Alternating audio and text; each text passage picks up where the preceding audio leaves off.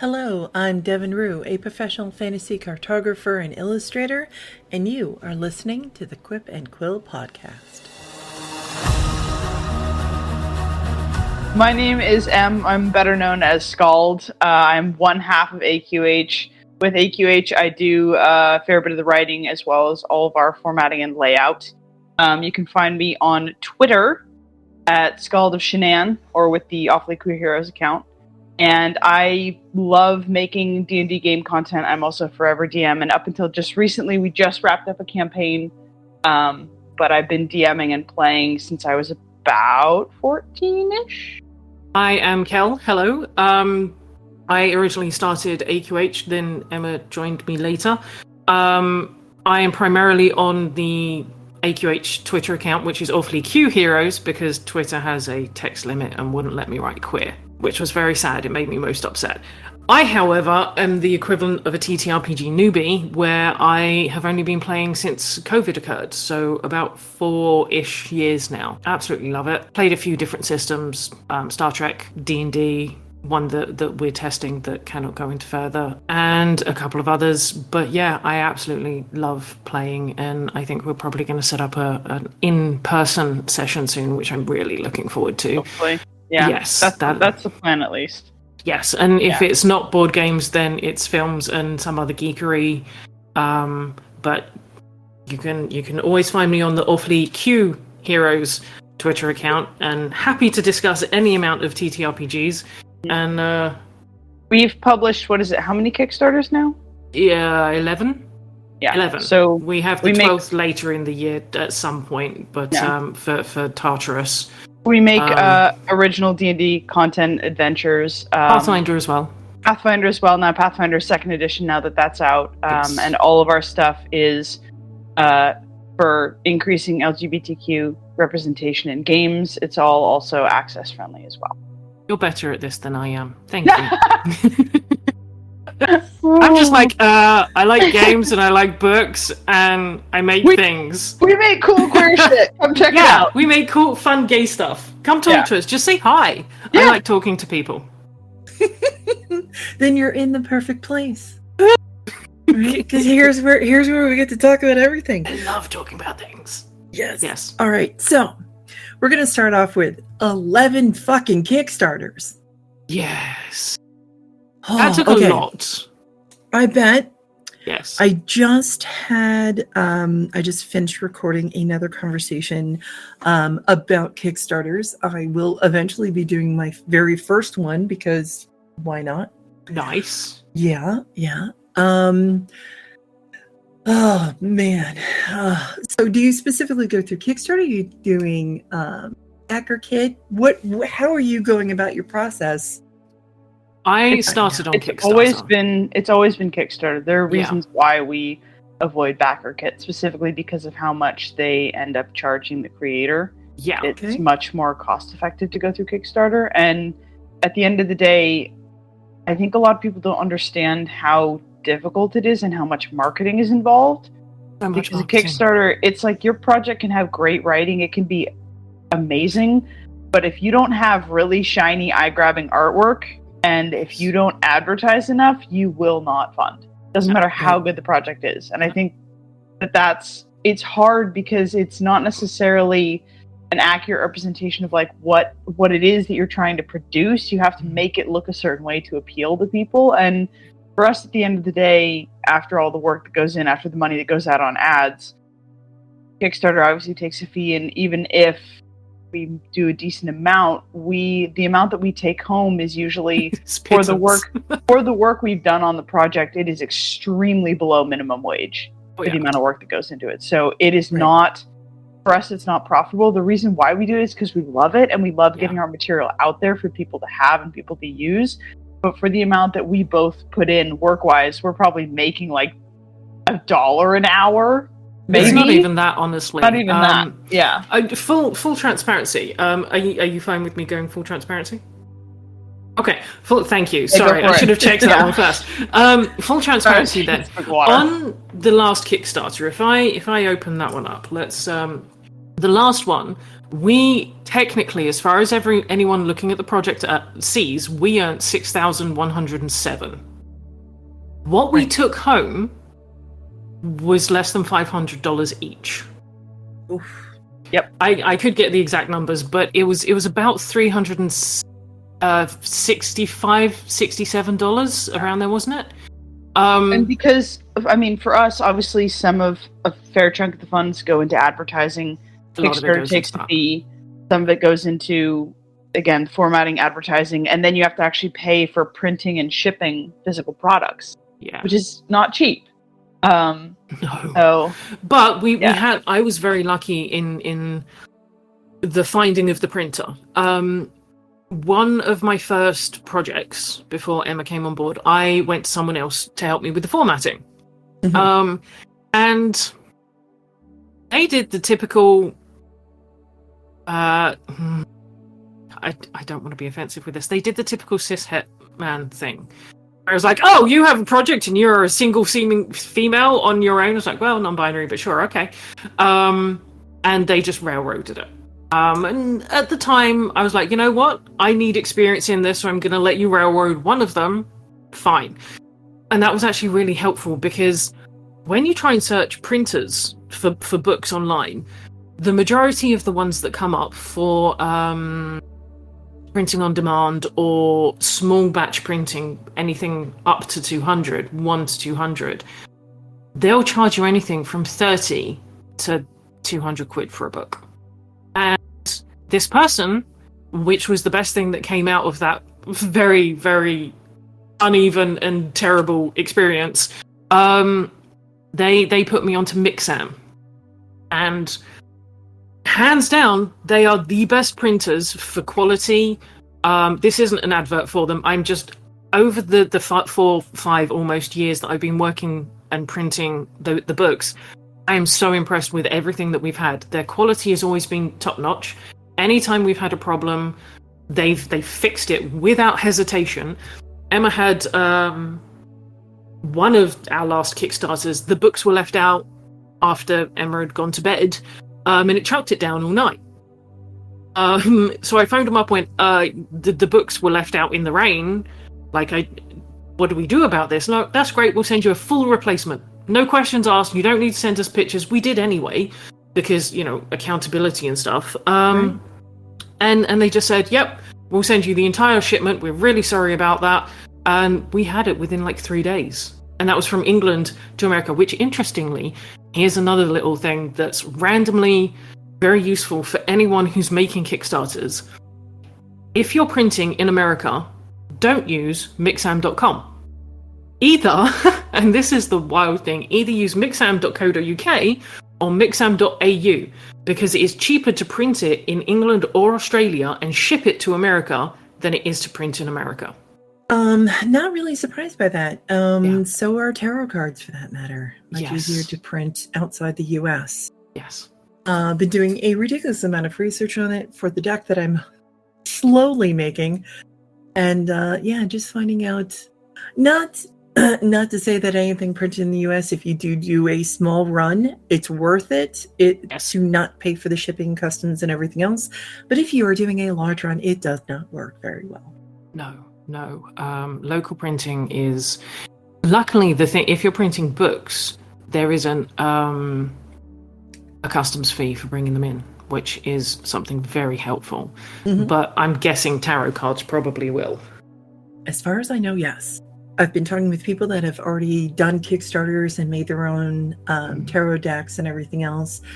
And just, I have a nice long list. I am ready to go. I just need to get the art done. And that's always the fun part. So, and I'm taking this on pretty much by myself. I do have some ideas for an extended deck, which will hopefully feature the art of some other people. But for right now, I'm doing close to 100 cards.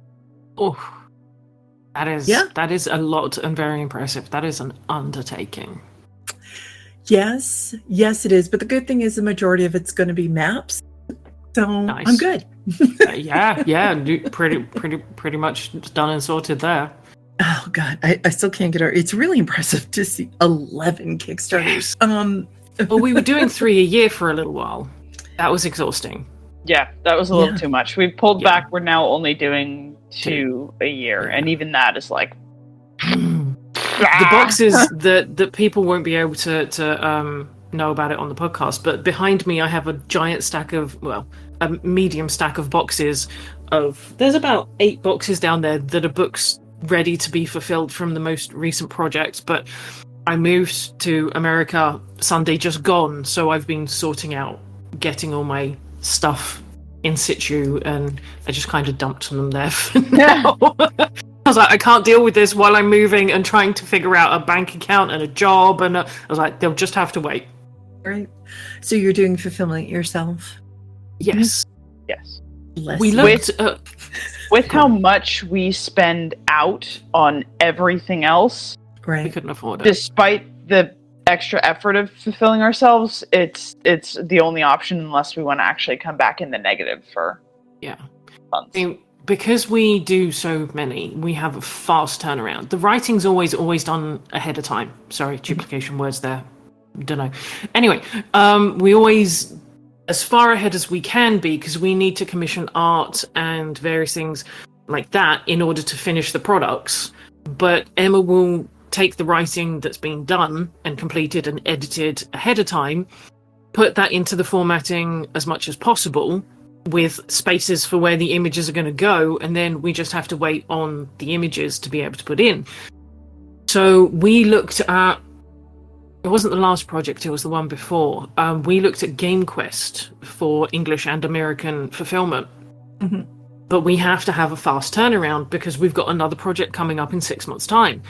And they were going to take 3 months just to onboard us. I was like, I could finish it myself in that time. I could finish it myself in a month's time. Why is it taking so long? And they were just like, that's just what it is. I was like, the people who have backed us, we have a lot of solid repeat backers. They expect it to be quicker than that, which I respect. We've set a precedent. Our stuff goes out usually within 6 weeks of the project ending, maybe 2 months at a push. And people expect that. And it's like, I can't make them wait. Even if I always set the fulfillment date further out in case something goes wrong or in case there's a misprint. There's always something that happens. But every single one of them we've completed well ahead of time to be safe. But the reason that we don't want to use BackerKit is they're a great service. I'm not knocking it. I do use it for their email marketing, which has been incredibly helpful for reaching previous backers and pulling them into the current project. But they have 3 different systems. So they have BackerKit Launch, they have BackerKit Creator, and something else. And if you go through them, you have to pay for each one that you want to use, and each one is a 3.5% charge. 3 to 5% charge, sorry. So depending on how many people you get, you might charge 5% or 3%. And because we're usually on the lower end of the scale, we'd get charged the full 5 for each one of the things that we want. When I worked out the math for the last project, we would have lost $100 instead of got $350-ish each. So it's good. It's an amazing system, but it's good when you do a ton. And we're fairly small still. Why aren't you upping your prices if you all are making such a smaller amount? Because people can't afford things. That's exactly why.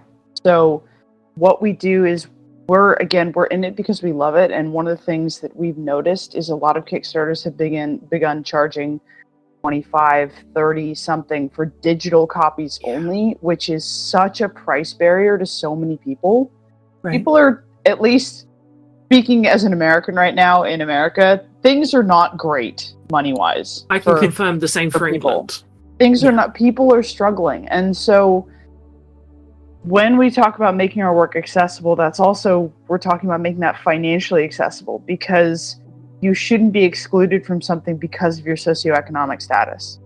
So whether that's not just community copies, because community copies are all well and good, but people can take advantage of that. Yeah. So what we've done is we've kind of price locked ourselves on the lower end of basically the scale for all of this. And I personally believe, and not in a self-aggrandizing way that, yes, our work could sell for more than that and is technically worth more than that, but we want people to be able to get it and play it and to not be excluded from that experience just because they don't have the funds.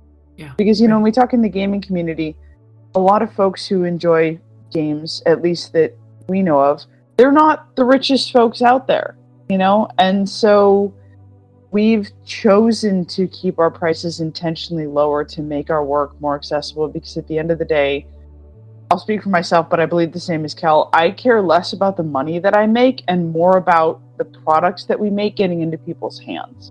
Yeah.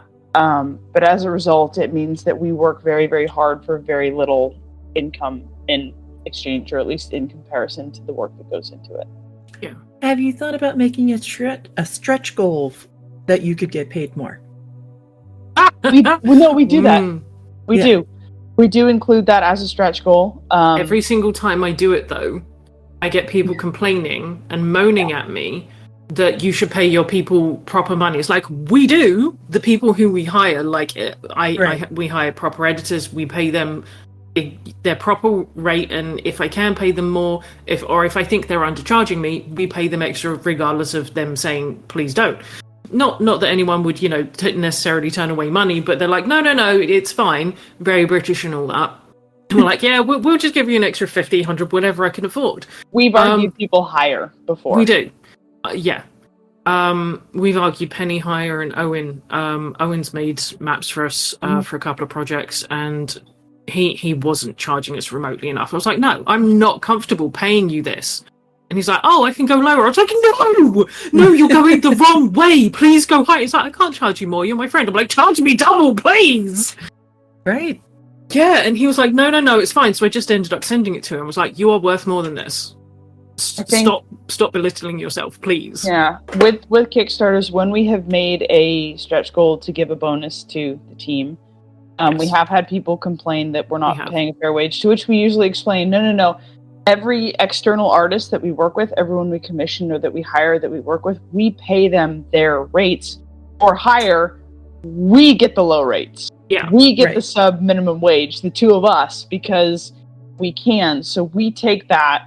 People still complain. And yeah, but we do often include in our projects at least one bonus stretch goal, something.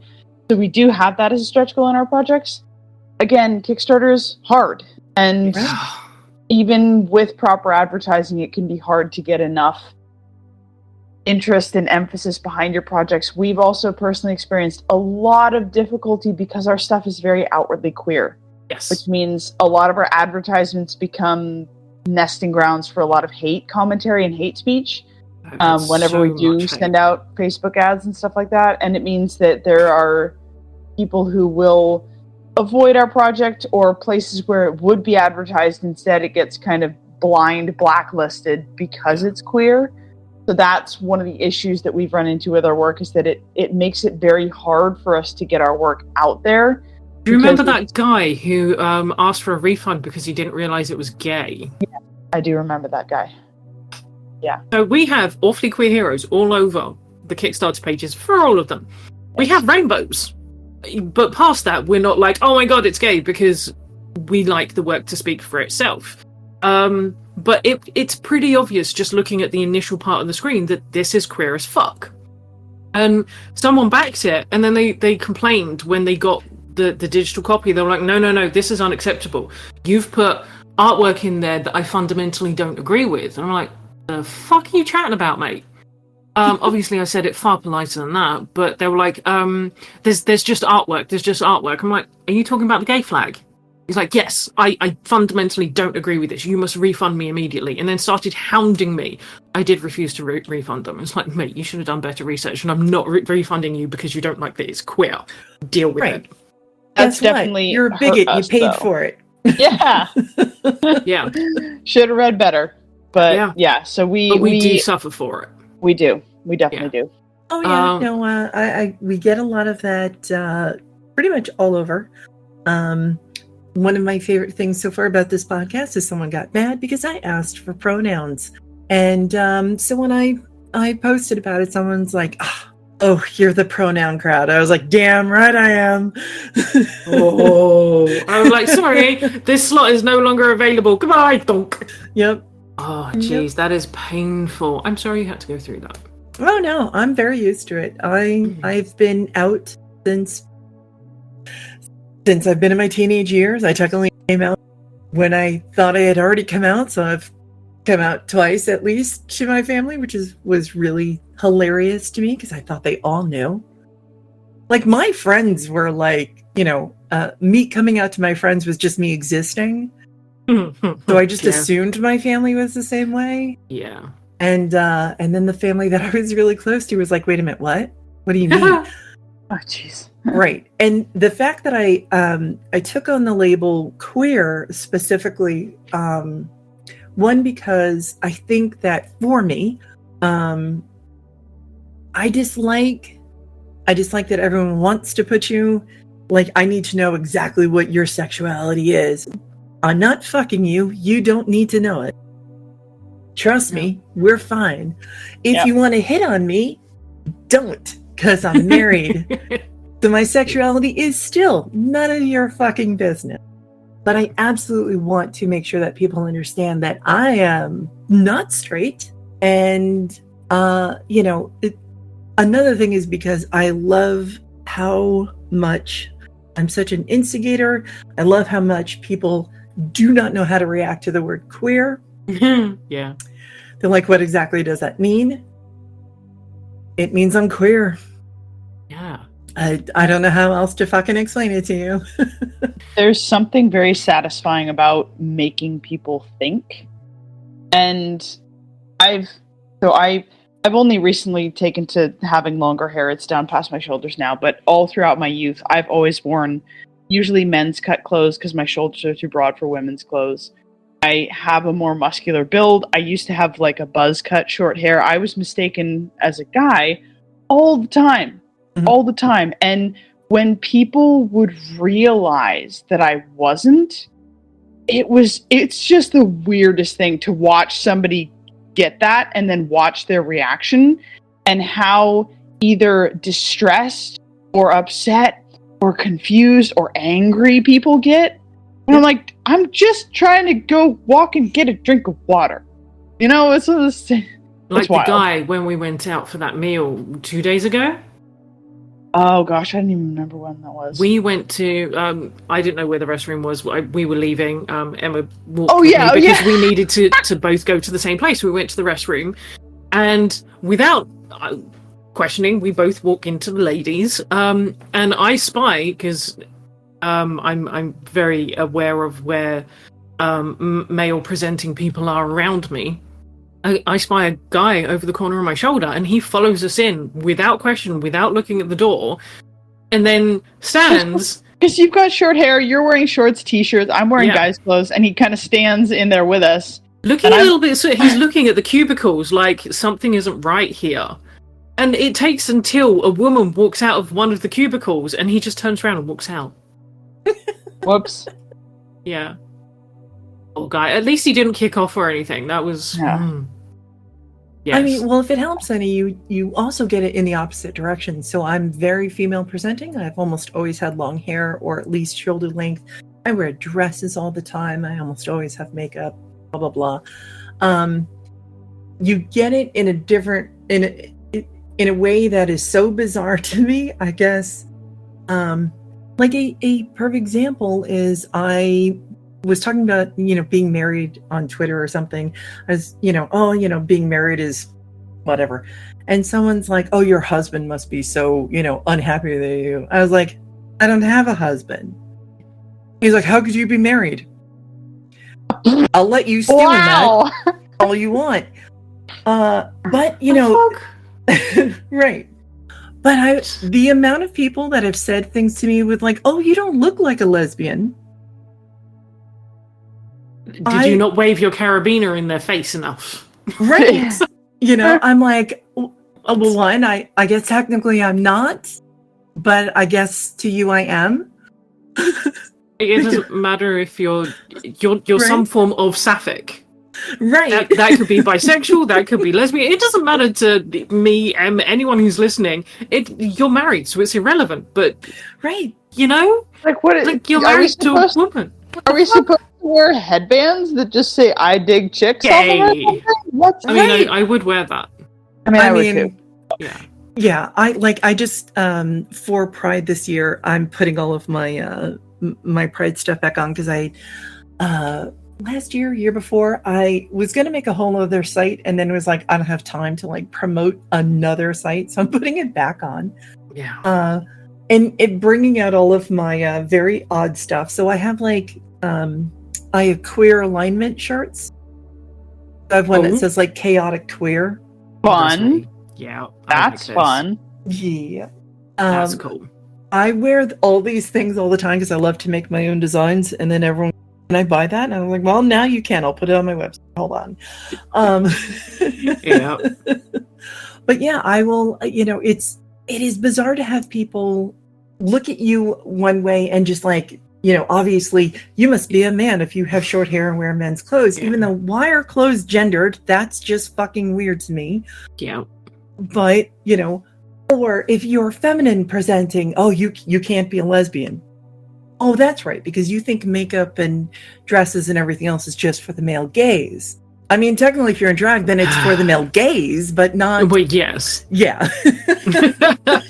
I was telling Em actually recently, I've been scrolling on TikTok and there was a Southern lad who was like, I'm born and bred Southern boy, and Southerners, we don't wear makeup and we don't do this and we don't do that. And then he whips out all this makeup and he's like, so I'm going to learn myself. Right. And it starts from his very first attempt to put on makeup and figure out how to do his eyes and lipstick and how to put a wig on right. And I've seen 4 or 5 of them now, and bless him, he is doing good at learning each time. Nice. He is doing so good. And from that, other Southern lads who are TikTok creators have gone, yeah, all right, I'm going to give this a shot. I think putting makeups on is easy. That's fine. And they're like, it's not easy. I regret this.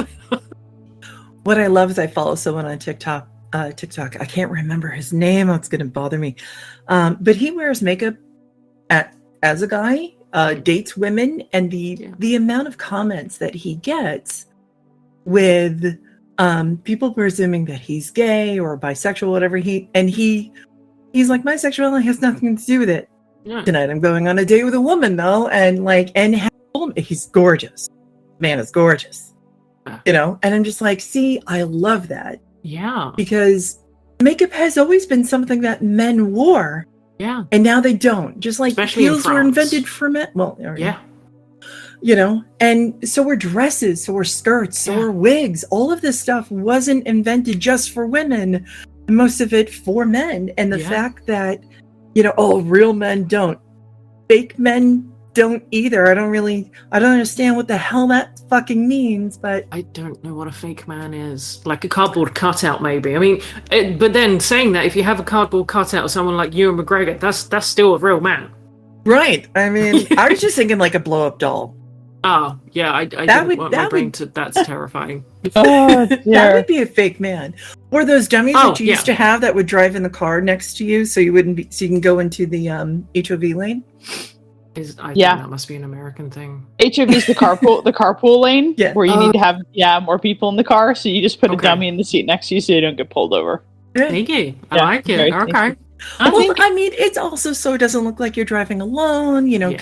You know, because we all choose the bear. We would choose the bear. Yeah. And the thing is, like, so many people seem to forget that gender is a social construct. Exactly. Gender is not a biological fact. Gender is a social construct. We know that. This isn't just an extreme leftist belief. This is scientists and sociologists. They're like, no, gender is a social construct. Gender is not the same as sex. Gender is not the same as sexuality. Sex and sexuality are not the same thing.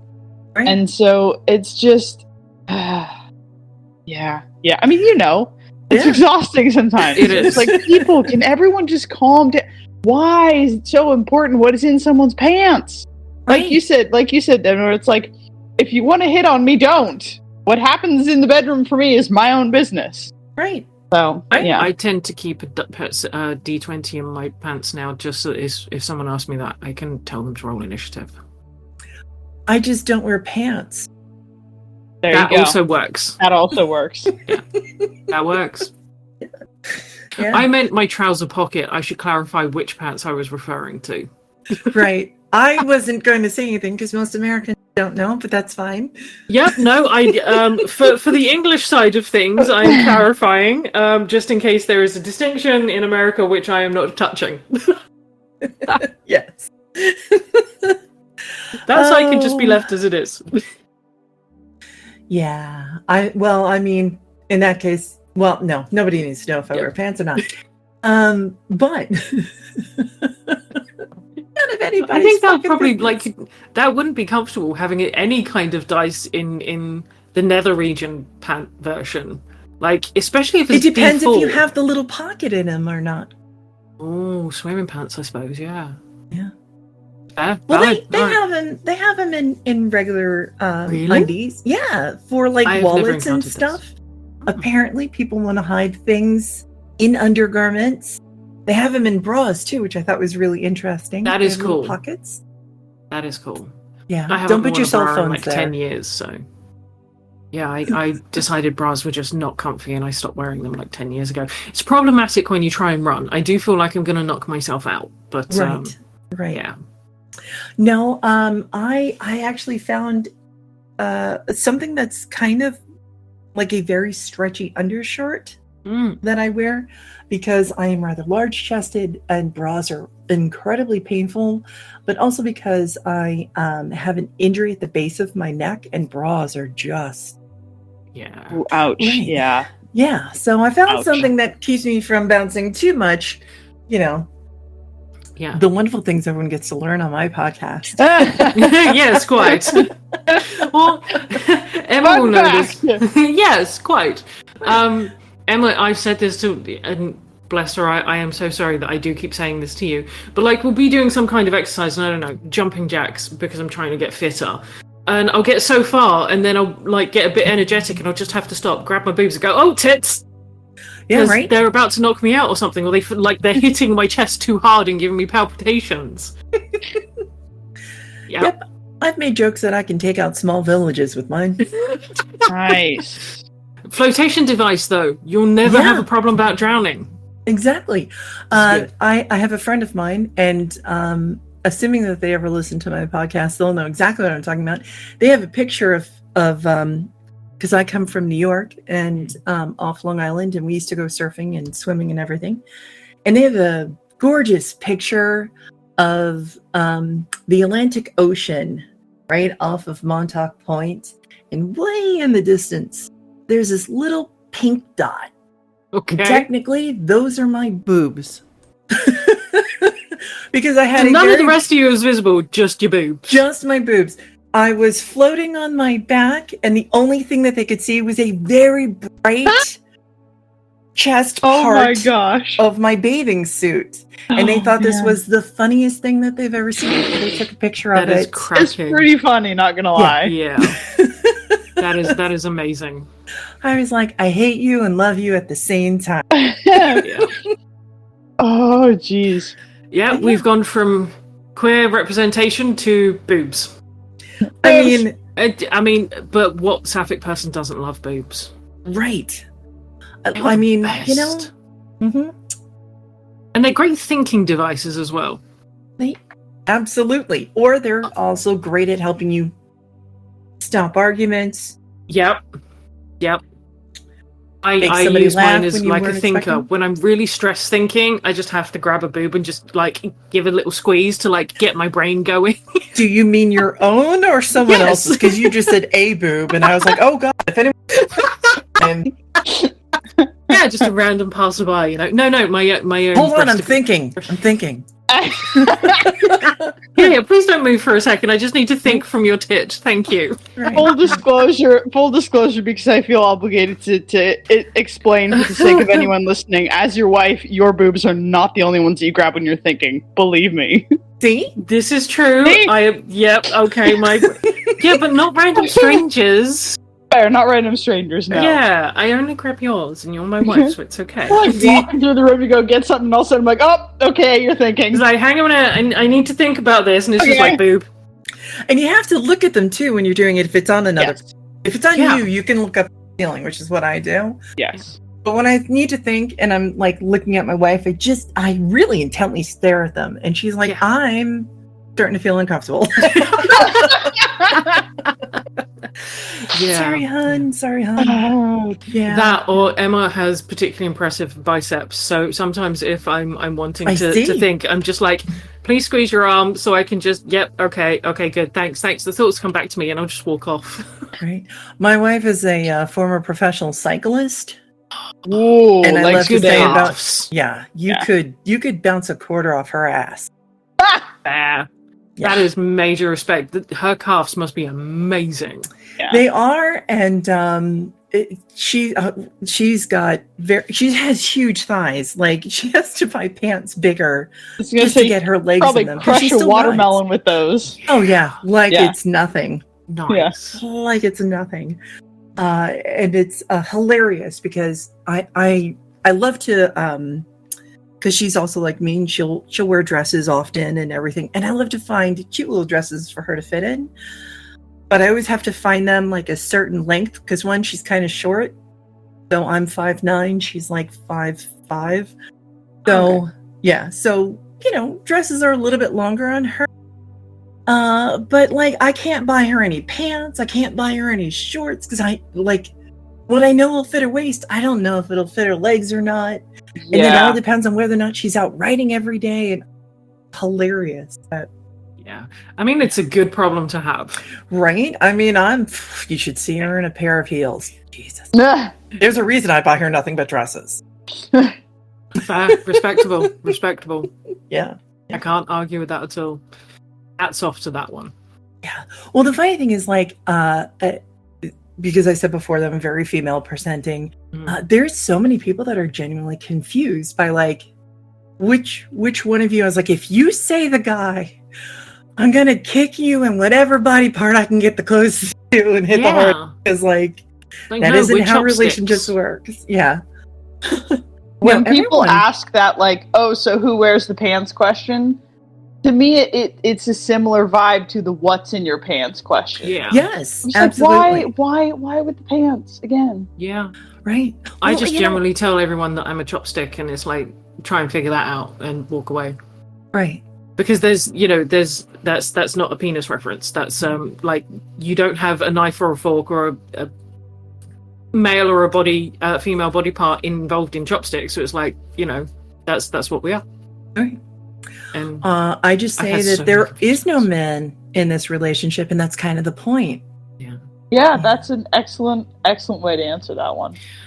I did used to say something similar, and then I'd started getting the replies of, well, would you like one? To which I occasionally turned violent. If I did, I would have had one already.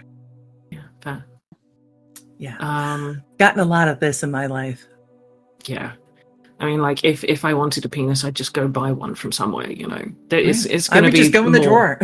That's Yeah. Like, that's what I meant. Go buy one to suit my Right. needs, not and have to pay for it once and not worry about feeding it or clothing it or pretending that, I can raise it because I won't insult men. I'm sorry. Oh, See, that I'm- came so close. I've dated men. My commiserations. There is a reason I am. And, no. I think the interesting thing to me is societally to be in a relationship with a man and then be in a relationship with a woman. When being with men, realizing that they are never taught how to take care of themselves. I had an ex just stand there for like 20 minutes reading the lid of a washing machine because in his 30-something years, he has never done his own laundry. He either had his ex do them, his mother do them, or he took them to a laundromat. And I was like, I am not doing your fucking laundry. You're an Yeah. adult. Yeah. Yeah. But what bothers me about it is that means that all of these men, not by any fault of their own, are not being raised to be self-sufficient. No. Well, and they're not. That's the thing. I remember I spoke with Kel about this. I went through a decent window as a student where I was renting rooms in houses. Because this is, out in California, living is expensive as heck. I was going to school, all that kind of stuff. And all of my housemates were male-identified guys.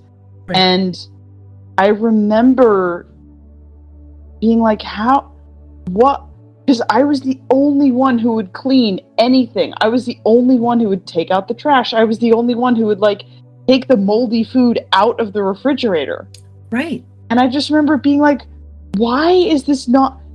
it's not that hard. Why is nobody... And it's like, they wouldn't even think of it as something they needed to do, just something that naturally happened. I was like, what are y'all going to do when you don't have a woman living with you? Right. Like, what? And the sad thing is, no fault of their own. They've just been raised where it's not been, not been taught. Exactly. And the way that it's being addressed, even currently with so many people, there's so many people that are like, oh my God, men are so lazy, or men are, and I'm like, that isn't the case. There's so many people that are never raised to know any better. Yeah. Especially now with everyone staying home much longer, because who can afford to fucking move out? Exactly. And the other thing is, like, a lot of times, especially with moms and stuff, it's like, no, it's much easier if I just do everything at once.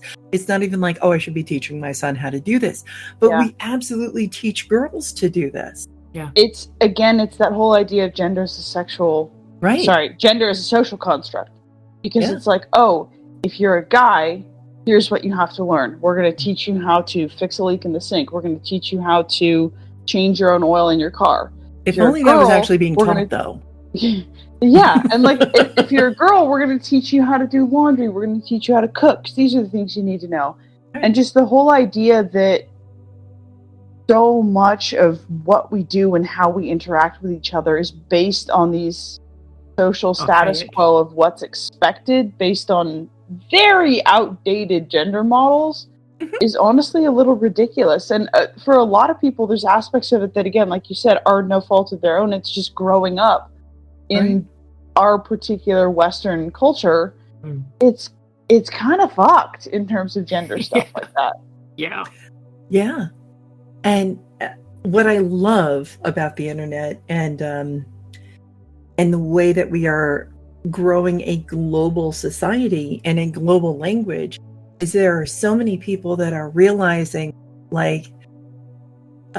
one, to teach their children to be far more self-sufficient and self-reliant, and how to actually be an adult, as opposed to you're gonna my parent, my father actually at one point said, not to bother even applying to college because you're just gonna end up someone's wife and mother. Oh gosh. Right. I hope you thoroughly disappointed that man in the best way absolutely. possible. I was like, my goodness. Yeah.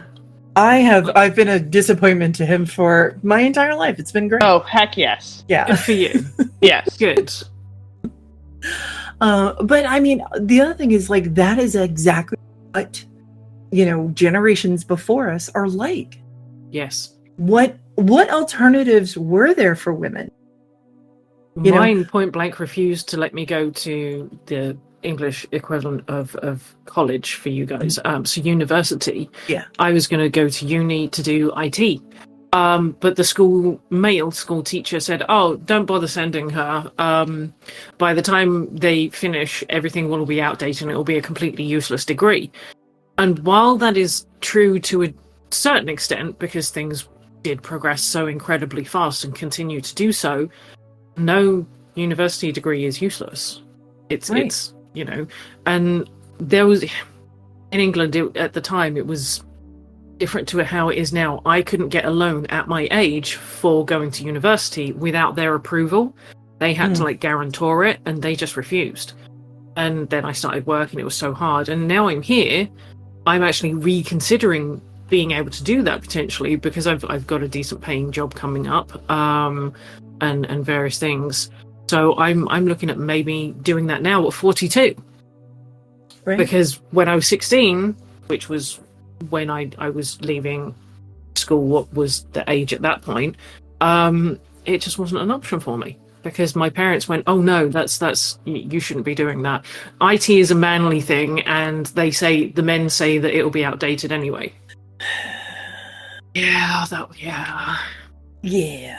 I was gonna say, Devin, I feel like you just captured so much in that sigh.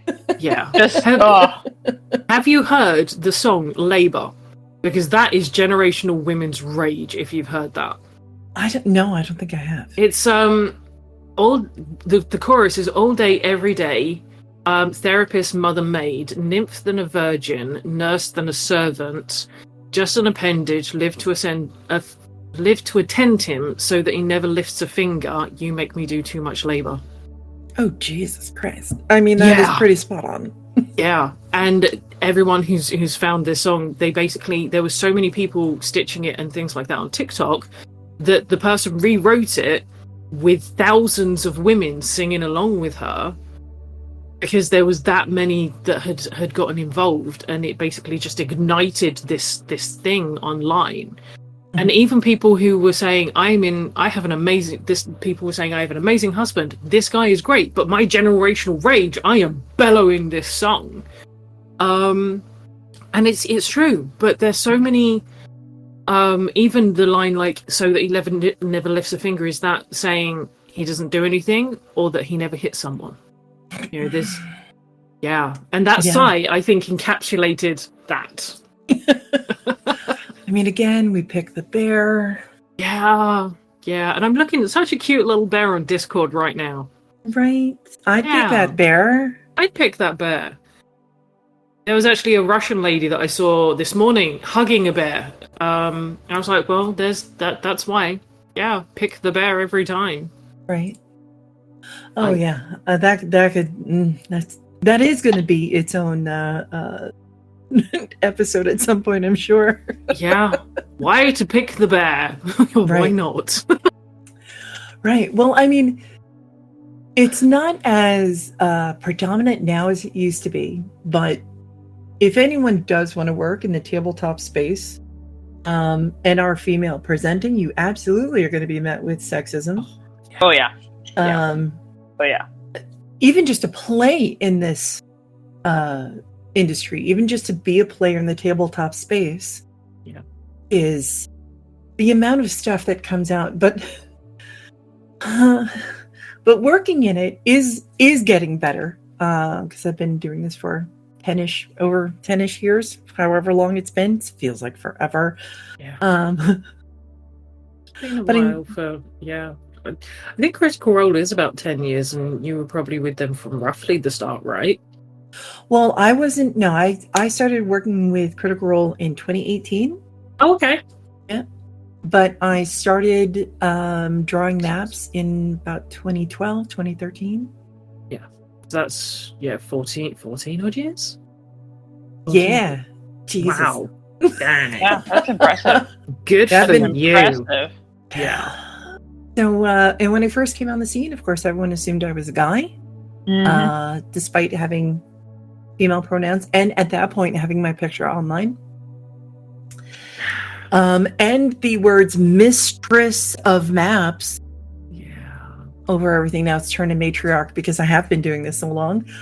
But it was hilarious to have, and I still get it every once in a while now. But the great thing is that the internet just bitch slaps the fuck out of people who make dumbass comments on my posts and everything. So it's just wonderful.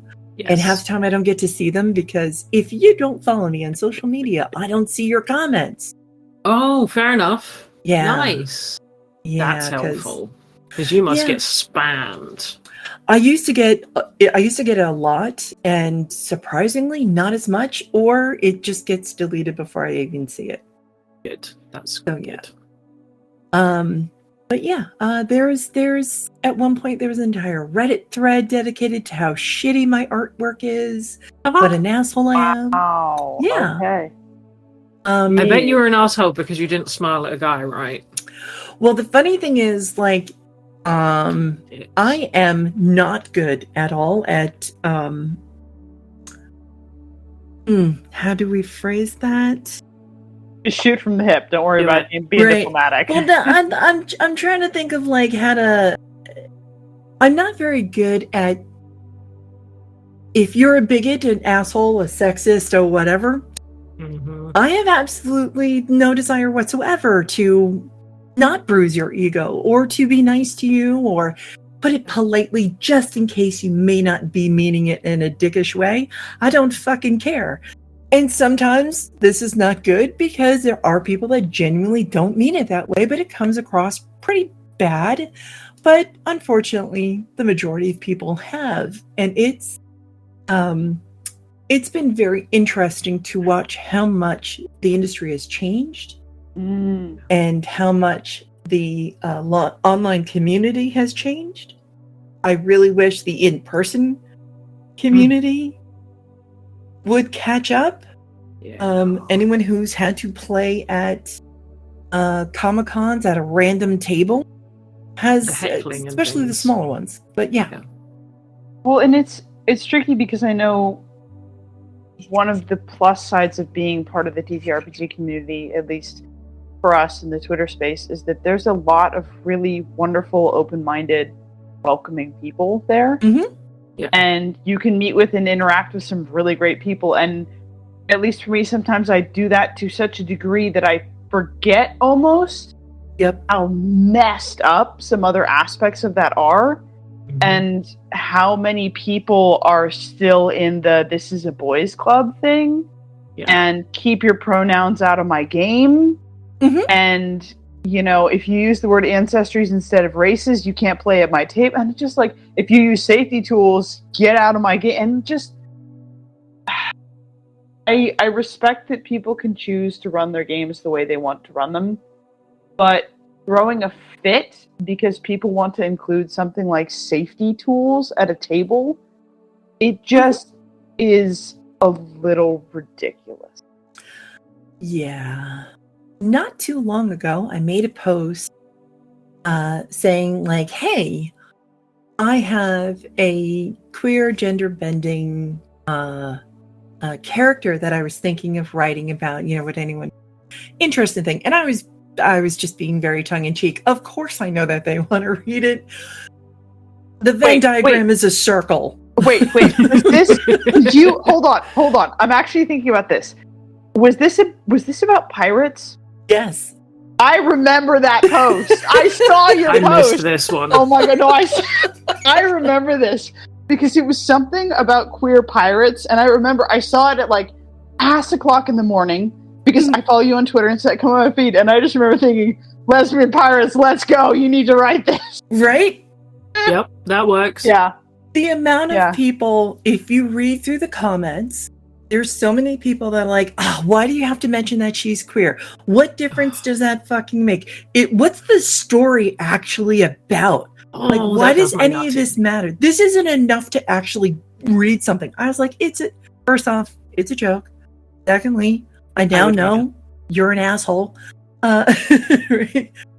So, you know, but yeah, and it's every once in a while I get reminded that it's still there. In this community, and I'm like, oh, that's right, you know.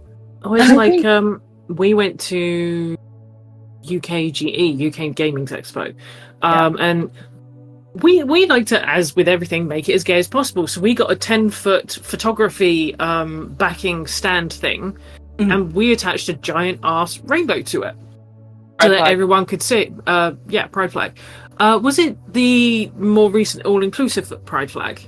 I think so. I think it was. Anyway, side note. And all of the surrounds were only up to 8 foot, so we cranked ours up to 10 foot, and all of the gay people were like, we're going to go meet at the pride flag, which was great that, you know, it worked, because it wasn't just we wanted to be seen, you know, there was also, you know, here's a point where people can easily see from anywhere in the place so that you can find your friends if you want. It's 2 foot above everything else. You can't miss it. But we also had people coming over and being fucking assholes. Like, oh, you haven't included the most recent pride flag. And I'm like, bitch, yes it is. I'm like, yeah, I'm not gay. I was joking. And then trying to be derogatory, I'm like, well, you failed. Fuck off. I'm like, ugh, queer. I'm like, yes, that's the name of the company. Goodbye. Right. Yeah. And they're trying to be insulting. And I'm very, very sarcastic, so I was just throwing it back in their face. But we did get a fair few of those. I think a lot of it is when people are saying, you know, why do you have to be so loud about it? Why do you have to advertise that something's going to be queer? Why can't you just let it speak for itself? I think a big part of that people don't realize is it's the same basic reason that any minority is gonna advertise about it being a minority. I am tired of being stepped on. I'm tired of being excluded. I am tired of having to make and tweak and adjust the stuff that's out there because none of it is built for me the way it's built for other people. Yeah. Mm-hmm. And, you know, everyone's like, well, why do you have to have a Pride Day? And it's like, people have died because of who they were and who they loved. And, you know, the reason why, at least for me in my mind, I like to at least have some comment advertising, hey, this thing is going to be queer, is so that people know this is something where you might feel represented. This is something that goes against the norm of what is out there. This is something that is different in this way, and that's an important difference because it's something that should be celebrated and have a little bit more awareness brought to it. And not so much awareness as this is a thing, but awareness as this is a normal thing. Yes. Mm-hmm. So, yeah. Oh yeah, I had somebody like, you know, what does being queer have to do with maps? Nothing. It has to do with me. In case you're like, I don't know if my maps are queer. They might be. I haven't asked any of them. I mean, I'm gonna assume yes because a queer person made them. Yeah. But the fact that there's so many people that care more that there's the word queer in my bio on everything is why it's going to remain the first fucking word of my bio from now till forever. Now, I just want to see you make like the queerest map of, you know, in Moana, when the lady at the end, she lays down, it's clearly the outline of a woman. I would love to see that in like a regular TTRPG map, and just everything is gay. Like, you know, I have an island like that. Nice. Yeah, that is amazing. I made it for Steamforged. Nice. Yeah, they do good stuff. They do really good. And they had me come in and make some maps for them for last year, year before. Oh God, time's weird soup. Weird soup. Yeah, some time ago. Yeah, it was before today. Right, sometime before today, I made maps for them. But yeah, one of them is a lady laying down. I've made jokes that I'm going to draw other maps because clearly people need a map drawn for them in particular areas. But that map technically exists in the Wheel of Time. There's an island called Tarvalon, which is entirely what the hell is that kind of word? Entirely. Thank you. In that an island of women. And they have a tower at the top of the island, precisely where certain things would usually be. And the layout of the city is perfectly done like anatomy. A vagina. We can say those words on here. Okay, fine. I'm so used to censoring. Yes, it looks like a vagina. And it has the tower right where the clit should be. And this, in fairness, was a book written by a guy. But he was making an inside joke because there's a group of men who want to destroy these witches, but they can never find the island. I mean, accurate. Yeah. Yeah, but you know, making a gayer version would also be good. Yes. And I'm sure I'm going to get someone being like, picking on men. I'm not. I am. I'm not. I shouldn't. I shouldn't. But it's so easy. I know. No, I shouldn't. I should be politically correct. And you know what? I can't even say that sentence. No, I'm not going to go there. no. There's No, nothing politically correct about that. So we're good. I never wanted it to be, even from the very beginning.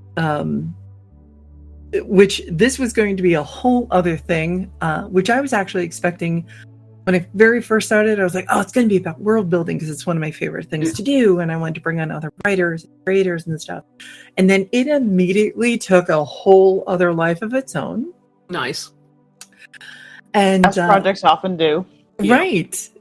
And I love it because now it's just a great conversation, about with people in the industry, and I get to actually know them, or they know me.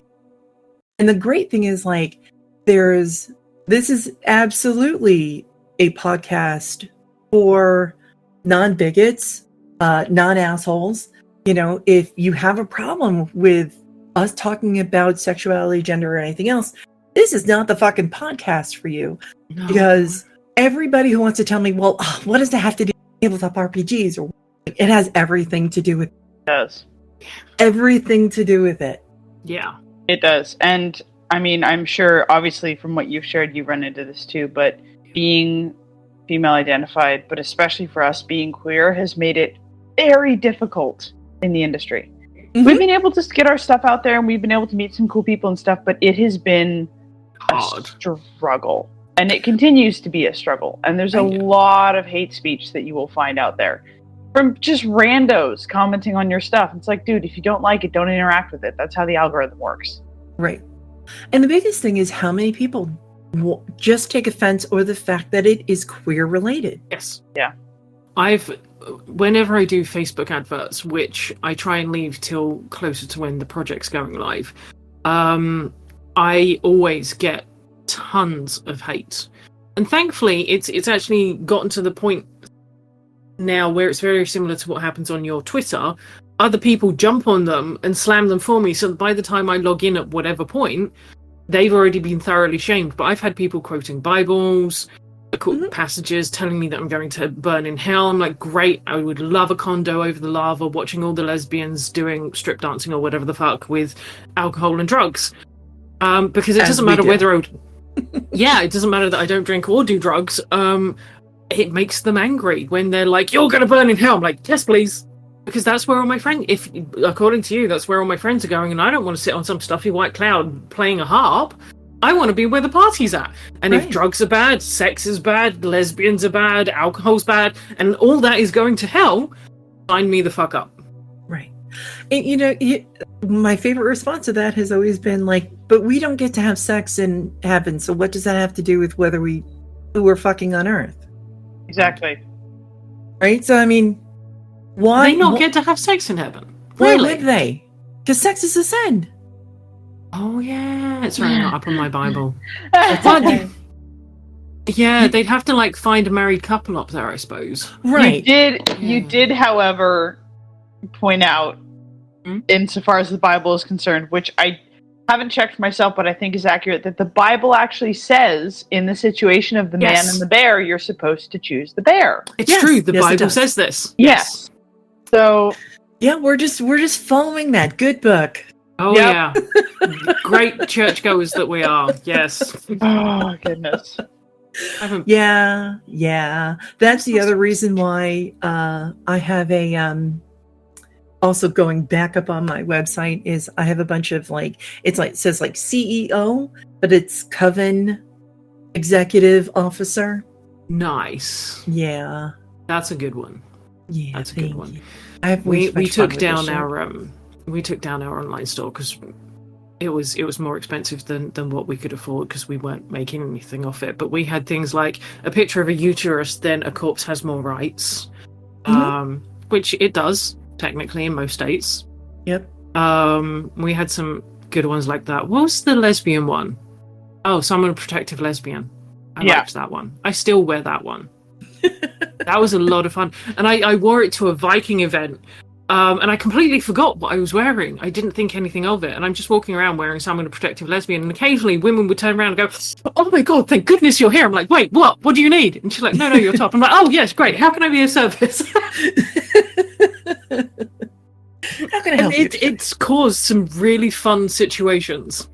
Mm-hmm. So much fun.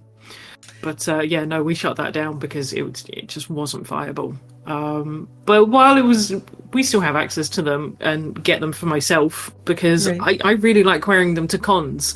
Because when you're walking around, if a woman is like feeling uncomfortable, she will approach someone that's wearing a top like that.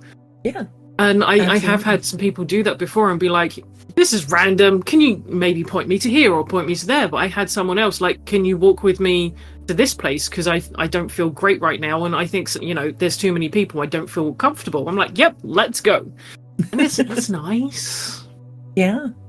I will have to get one for my wife because, so I am visually impaired. And I always make the joke that, why do you think that blind people wear sunglasses? Clearly it's not for us. Right. Yeah. Right. That makes sense.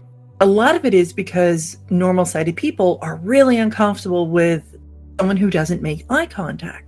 So if you're beyond like a certain, couple of feet away from me, I kind of can tell where your eyes are, but for the most part, I'm just hoping I'm making some sort of eye contact. Sometimes I make apparently very aggressive eye contact because I'm just staring into where I think your eye holes are. Yeah, the voids of someone's face. Right, if you're a certain amount of feet away, I can't see you waving at me, smiling at me, or whatever. Yeah. I can't see you. I've had people that have been offended by this, think that I'm slighting them, think that I'm ignoring them. This happens a lot in the blind community. We're very used to it. A lot of it comes because somebody else can see us. They think that they're well within vision, and they don't think about from our perspective because we are looking in their direction. They think that, especially if we inadvertently make what they perceive as eye contact. So, they smile or wave or whatever, and I don't respond because I technically can't see them. And then they think they're being slighted. But see, this is the thing. And I feel like this is for everything from issues of accessibility, but also race, class, gender, all that kind of stuff. Whatever your neurological makeup looks like, for folks who do that, and if you make a mistake, and if somebody explains, oh, I didn't see you, or actually, I have ADHD, so my brain doesn't work that way, or something like that. The whole idea that anyone who does not fit this normal, very cookie-cutter image of what a person is supposed to be has to change to fit that is so ridiculous. Yeah. And it's like, just be open to changing and learning. Be open to making mistakes. Be open to waving and thinking someone's, angry at you, and then finding out later and being like, oh, I'm so sorry, I made a mistake. It was a misunderstanding, whatever. Be open to communicating. Be open to making mistakes. Mistakes are okay. And this goes for both sides of that argument, where for me with a lot of queer folks, it's like, if someone is generally well-intentioned and they accidentally misgender me and they're like, oh my gosh, I'm so sorry, and it's a mistake, I'm like, that's okay. Yeah. That's so okay. That's so okay. So just be open to making mistakes. Be open to talking. When we assume things, that's when stuff gets fucky. Be open to asking if you don't know. Be open to asking if something is okay. And just don't do it in a dick way. Where it's like, be willing to talk about these things. Be willing to try something different, something alternative, and just try and understand people for where they express to you that they are, or that they're at, rather than where you think they are or they should be. Right. If that makes sense. Yes. Yeah. I also would like to add that instead of necessarily going up to someone else and asking a ton of questions that we get asked over and over again, do a little research. Yeah, that too. Google is your friend. Mm-hmm. Yes. And I am sorry that you've had to deal with that, though, because that's shit by anyone's standards. And but it is. I don't want to ever be like, oh, because it's just everyday life that it's excusable. It's not. But this is how society sees pun intended, people like me. Yeah. Where, I've had someone say like, so when me and my group play, because we are all, as I said before, some visually impaired to being fully blind, we don't use sight rules. But it is also because none of us ever think to use them, even if we did include them. Yeah. Because that's not how we navigate the world. So yeah. It never even occurs to us to ask. It does go both ways. We do understand, but also at the same time, everything that we do is for, we're raised from very young ages. If we have a visual impairment, we do everything to help ease the everyone else's nervousness, anxiety, unease around us. I have a cane, and I use it. So essentially, I lack depth perception. Okay. I have vision in one eye. I do not in the other. Vision I have in my one eye is not that awesome, and it's very limited. Pretty much anything beyond arm's length starts to get fuzzy really quickly. And this is with glasses. With my cane, the amount of people that want to ask me a bazillion questions because... The fuck? Well, no, which is fine. Most people don't meet blind people. We are a very small population. And they want to ask questions like, how does it work? What do you use it for? Because unfortunately, Hollywood has made it so like we're all Daredevil, and somehow our hearing is oh gosh, supernatural, which is just not what happens at all. When it rains, I can't magically see shit. That's not how that works. I was gonna say you should do the joke from it was one of the episodes. Have you seen Avatar: The Last Airbender? I'm watching it now. Okay, they do a joke on that where they parody one of the characters. He's like, "Oh, I see by emitting a supersonic wave from my mouth," and then just screams really loud. I should. I've got some lungs on me. But I mean, some people come from, a place of just like, I've never met anyone like you. There's so many people out there that have this, want that aha moment. I got you. There's numerous pictures or videos of people that have a blind cane or a sight cane using a phone. And everyone's like, oh my God, see, this is proof they're not really blind. Okay, first off, fully blind people only make up 2% of the blind community, of our community. Yeah, isn't there the stages, like a spectrum of how degraded the vision is? Yeah, that's one of the reasons why, like, the majority of the blind community has some sort of vision, whether it's just being able to see light. Some people can just see, blurry visions. And it is not in any way, shape, or form a compliment or solidarity to tell me that when you take your glasses off, you too are blind, because it is not the same. Telling me you're legally blind without your glasses tells me you're not actually legally blind, because by the definition of being legally blind, if glasses or surgery can correct your vision better than, I think it's 20/400, I think is the limit, whatever it is, then yeah, you are not legally blind. But thank you. I appreciate your effort to want to be, best buds with me, but nope. That only just tells me you're ignorant as fuck. Please just go Google. Yeah, that's honestly, all of that sounds really dickish. Again, people are trying to find something in common with me, trying to find like that same common ground in an effort to have a conversation. And because let me tell you, if you want to hear people being dickish to blind people, I have so many that it makes all of this completely in perspective. Wow. So the majority of people that come up, I'm like, oh wow, I too am blind without glasses. They are trying to find something in common with me and my disability. And I understand. However, I have had people steal my cane.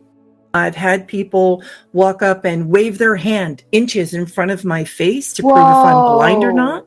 This happens a lot.